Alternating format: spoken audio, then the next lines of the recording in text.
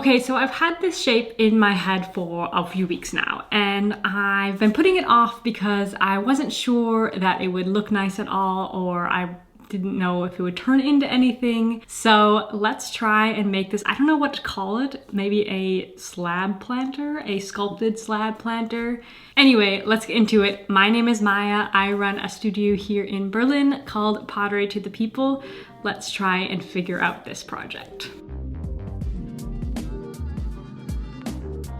I have all the tools for this project listed down below in the description. I'm going to be working with a white stoneware clay today, and first we'll start by rolling out a slab. Okay, so now I have my two slabs. I think they should be enough for my project, but anyway, now I'm going to let them dry out for about an hour or two so they can firm up a little bit, because it's going to be so much easier to sculpt these when they're a little bit more firm, because right now they're just a little too floppy. Okay, so my slabs are a little bit drier now. It's been about 2 hours, and yeah, I mean, they're much more stiff now, so I can assemble them a lot easier. But before we do that, I'm going to show you my former. So here is my former. It's just a old paint can wrapped around with some corrugated cardboard. When you're going to be making your former, you want to take whatever it is and wrap it in something like either newspaper or cardboard or something, because what's important is that you're going to be able to slide out the stiff part, and then the soft part can come more easily out from your piece so you don't damage your piece. Oh my gosh, can I put this back in now? You need to be able to slide it out so you don't damage your piece when you're trying to remove the form. And then I'm also going to use a piece of paper and a pencil to sketch out the shape that I want.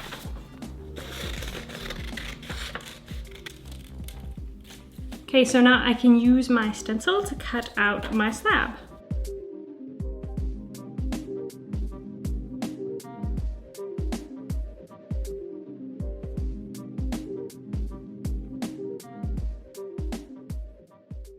One, two, three, four, five, six. Okay, so I managed to make 6, and then I'm also going to leave a piece of my slab left so I can put that on the bottom. I'm hoping 6 will be enough. I didn't care too much, like a few of them are a little bit eaten up as I fit everything in, but I'm okay with that because they're going to be overlapping so much. I don't really know how I'm going to do this. Guess it will just sit. Okay, that's good. So I just had to have a little think in order to figure out how I'm going to attach these, but I think I've got it sorted now. I'm going to like overlap each one with the next one. So I've got 6 of these leaves, which means as I'm going from one side to the other, I need to make sure that they're properly spaced out. So I'm just going to use some tape to mark where each leaf should go. So I've got 6 markings just around where the 6 tips of my leaves are going to go. So first I'm going to smooth the edges a little bit just with my finger, because I think it's going to be easier to do now than later when they're all assembled. Just a quick little overall smoothing, because of course we'll be smoothing in the finish too. Okay, so finally all of our edges are smooth so we can attach them. So I'm really curious how this is going to go. I'm going to lay one down, top of the leaf matching where my marker here. And then I'm going to lay the next one down, likewise, top of the leaf matching my marker. And then where they overlap, I'll draw a little line.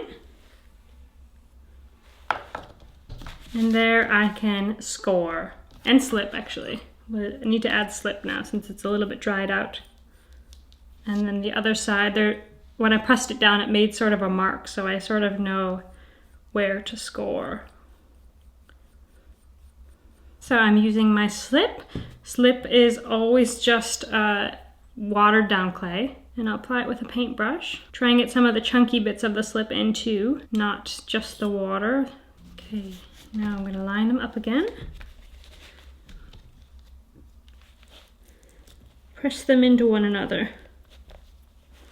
don't worry if your connection is a little bit gross right now. Like I have some scoring marks sticking out. I have my slip that's just squeezing out. That's all fine because we can fix that all up later. For now, I'm just worried about making a good attachment on the entire piece. And you know, when the slip squeezes out, that's actually a really good thing because you know that the two sides are getting well connected. I think that's quite good. Oh, except my leaf is kind of at an angle. It's all right. This is an organic thing, all right? We're gonna just kind of go with that, all right? And I'll move on to my next leaf, and then we just repeat, repeat, repeat.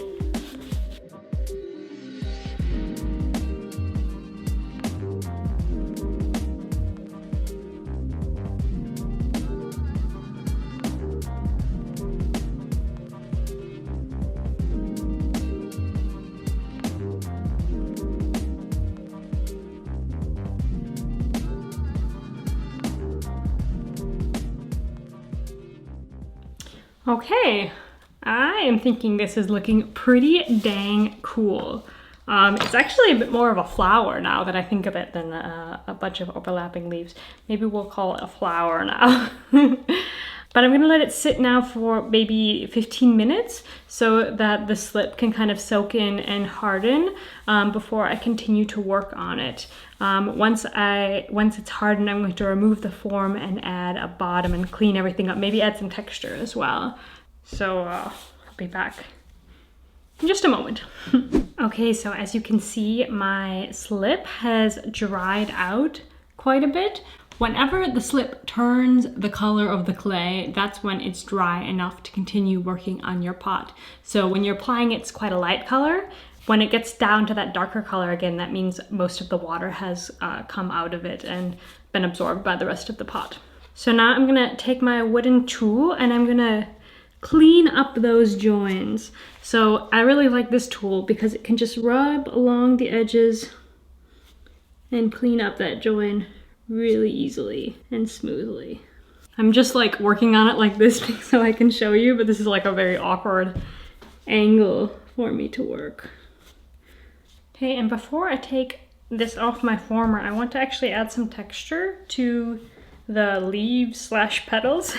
So I want to make a little cushion for it with a piece of cloth so I can set it on its side. My plan was to make a leaf design on these, even though I'm thinking they're petals now, but I'm just gonna stick with my plan because I don't really know what else to do. So I'm just gonna kind of mimic the what do you call them? The veins. I'm gonna mimic the veins of the leaf. With my wooden tool, I'm gonna draw them on. Just trying to stay loose with it. I'm not trying to be a perfectionist here. Trying to keep it nice and organic and soft.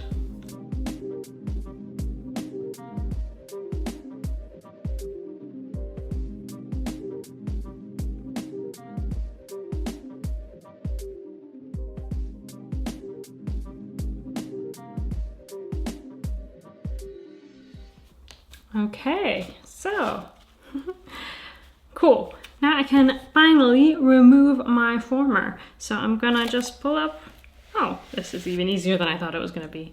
Awesome. So I still have to attach the bottom here because right now it's basically a crown. How do I look?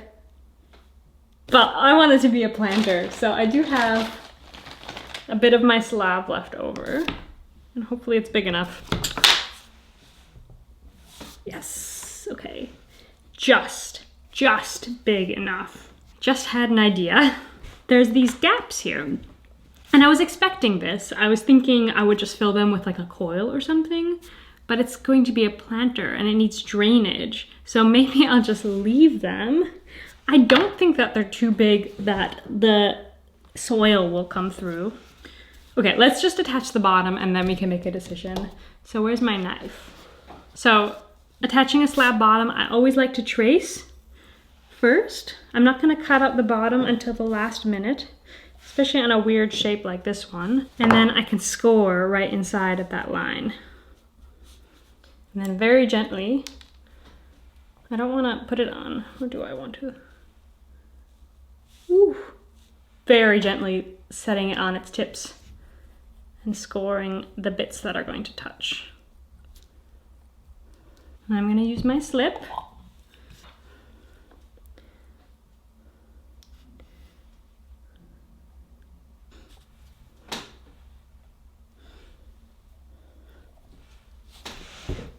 And I'm going to press down with my hands like this and kind of turn it a little bit until it attaches. Great, and once again, I'm going to let it sit for about 5 minutes so that the slip can dry out and solidify. Okay, so now we're ready to cut off the remainder of the bottom, the excess. So I'm just gonna use my knife and I'm gonna cut along, hold the extra bottom off. There we go. And I can smooth that in. And now there is some scoring marks still on the inside, so I'm gonna see if I can get in with my finger. Just smooth those out. If possible, I like to smooth scoring lines out with my finger, if you can fit. Otherwise, you can use a wooden tool like this one, or even a sponge. I mean, as always, in the end, you're just spending a bit of time cleaning everything up, fiddling around, getting it to how it should look.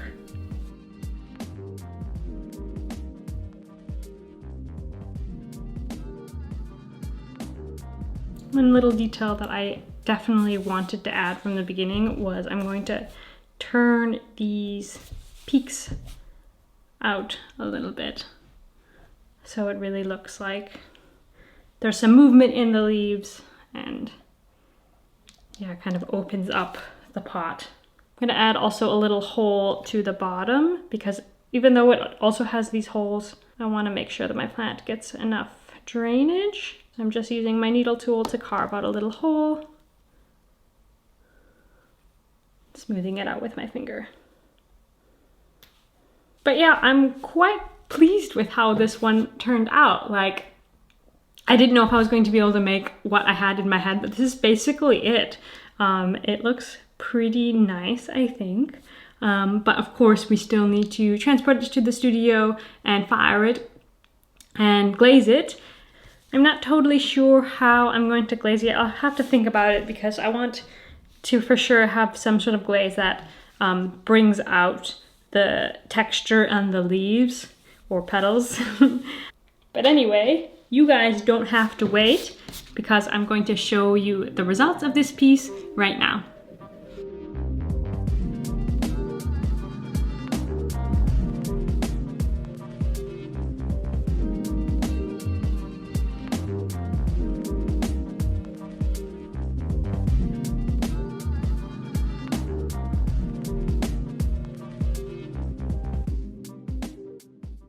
Looks nice, right?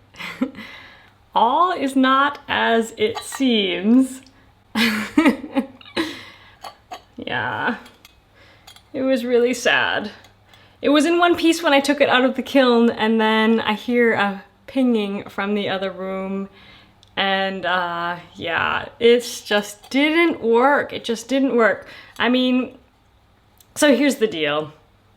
I shouldn't have kept these holes because these points of attachment are really, really small, and also the glaze that I used is kind of a intense glaze. This glaze puts a lot of stress on the pots that it's applied to, but I wanted to make it green because I wanted to make it look like leaves, you know? So yeah, it lost its bottom, and there's not much that I can do about it except glue it at this point. So if you want to make this one in the future, I would suggest that you add that coil, seal up these holes, and yeah, just add a little bit of extra reinforcement because the thinness of this leaf touching the bottom in just a few points just wasn't enough. But I'm gonna glue it and I'm gonna put a plant in it because why the hell not? I still think it looks pretty damn cool. It definitely looks how I wanted it to look, at least. So even though it's not functional, the concept was, I guess, successful. Whatever. I don't know. But anyway, that's it for me today. If you guys want to learn more about me and my studio, you can find me over on Instagram at Pottery to the People. Otherwise, I will see you in the next video. Bye, friends.